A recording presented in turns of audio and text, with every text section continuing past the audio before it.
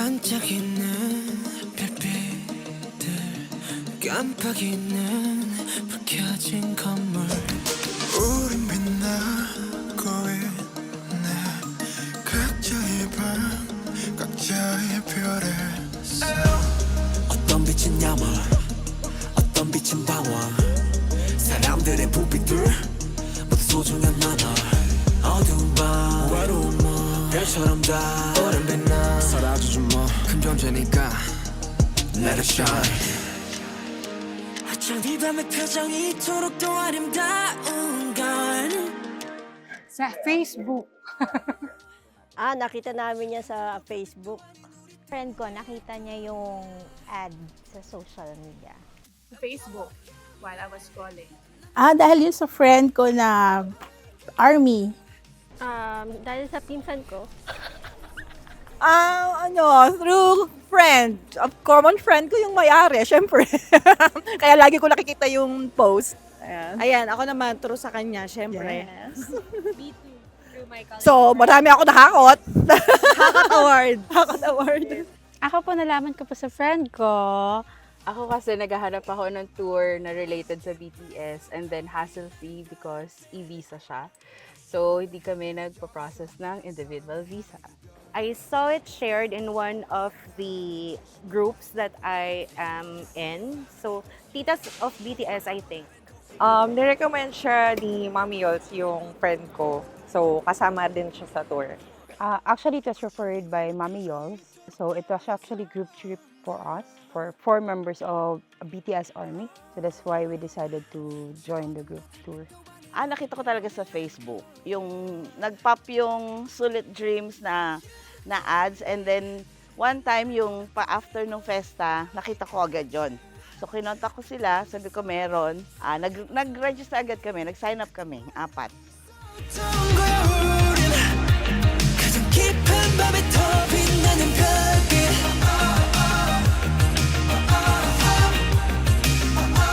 가장 깊은 밤에 더 빛나는 별빛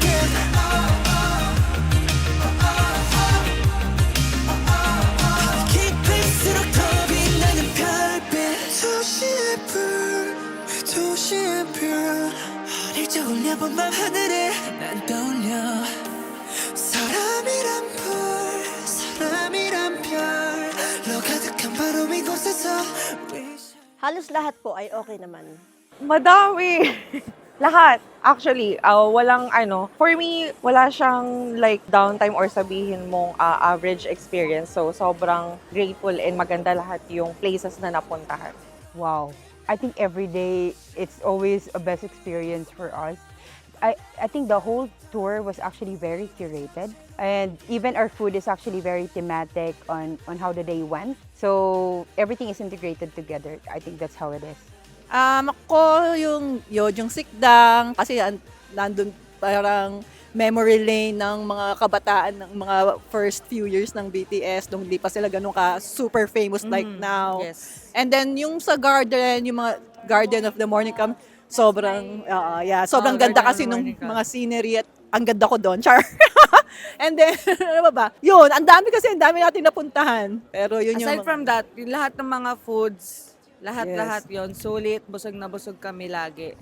Favorite namin dalawa was the Garden of the Morning Calm. Yun.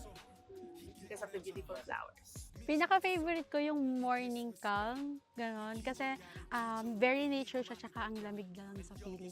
Me, of course, yung Hive. Kasi yun naman talaga yung prayo ko ever since. And then, aside from Hive, yun din, yung morning calm is giving New Zealand.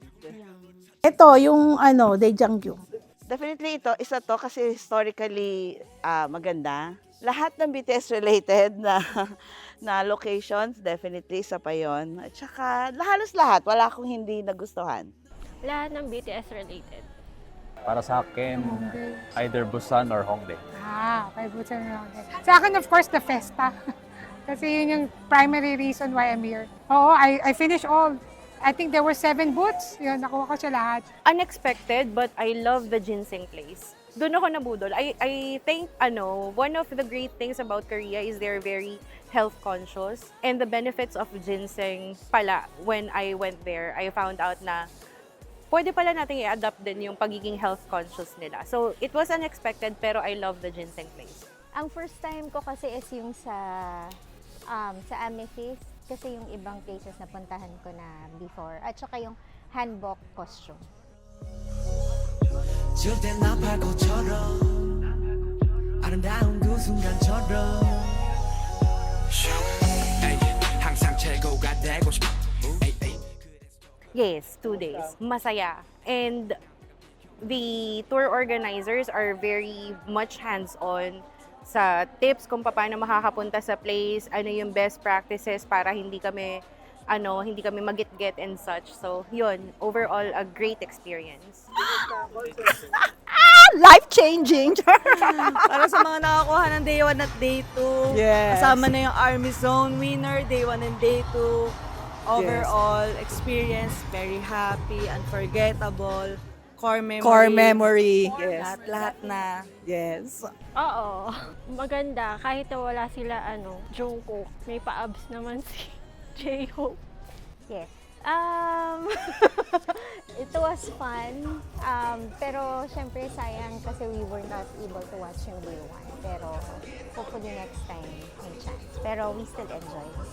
Okay naman. It's my first BTS concert. I appreciate ko si Hobby, but at the same time, Biten, because I was expecting the other members to be there. So show me, I'll show you 내 모든 게 다 돌아왔다면 믿어줄래 모든 진심들이 남은 시간들이 너의 모든 100% good. Sobrang sulit. Lahat. From food, itinerary, locations, tsaka activities.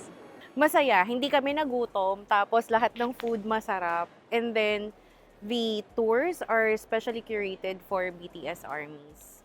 Sulit. Hindi, sulit na sulit. The best. Okay naman overall. Very satisfied. Super sulit siya because we got to see the cultural aspects of Korea tsaka yung BTS related stuff. Sobrang sulit talaga nung package, nung tour, tsaka ang ganda lahat ng pinuntahan sa Korea. Very good.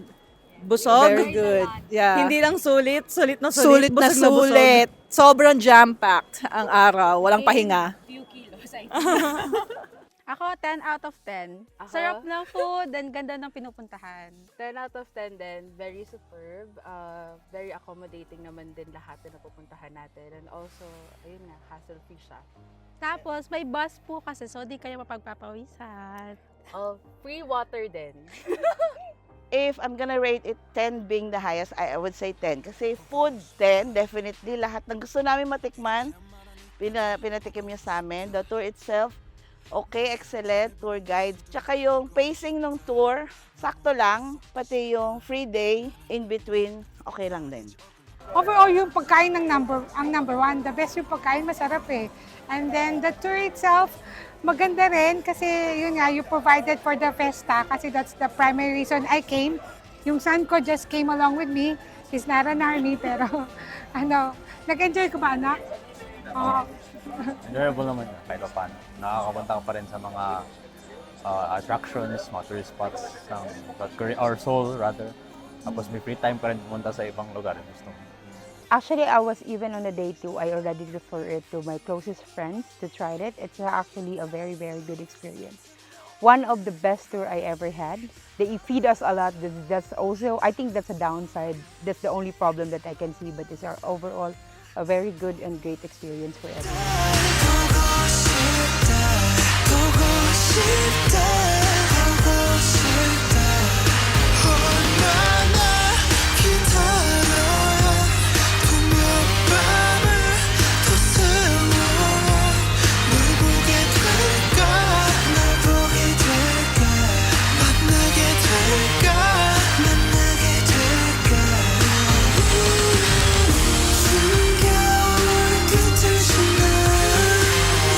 다시 봄날이 올 때까지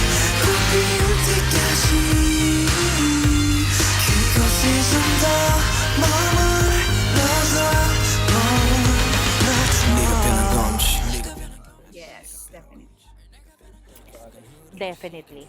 For sure. Yes, I will. Yes po. Very accommodating po sila at maayos naman ang ano sa amin, pag-aalaga. Definitely, kasi naka-line up na yung mga sisters ko. So, sasabihin ko na kay Miss Jaya na they should contact your office. Of course, sulit na sulit talaga yung 1 week na stay ko dito sa Korea, tsaka lahat ng service nung package, the tour package. Of course, Kromyo! Of course! Definitely. 100%. Yes. At uulit kami, no? Siyempre. Sulit na sulit. Yes, I will. Pwede. Recommend that. Of course! Hassle-free! Yes, I will also recommend this sa mga armies na kailangan din ng tour na to, hindi na tayo mahirapan, hindi na tayo mag-iisip, less hassle na din talaga. So, I truly recommend this. 10 out of 10. Yes, I think not just in Korea, but I'll probably join the Sulit Dream in future travels. The convenience, the way they take care of the people, the way they feed us, the way they're very, very mindful. I think it was more than, you're not just paying for a service, you're paying for as if you're touring with your family.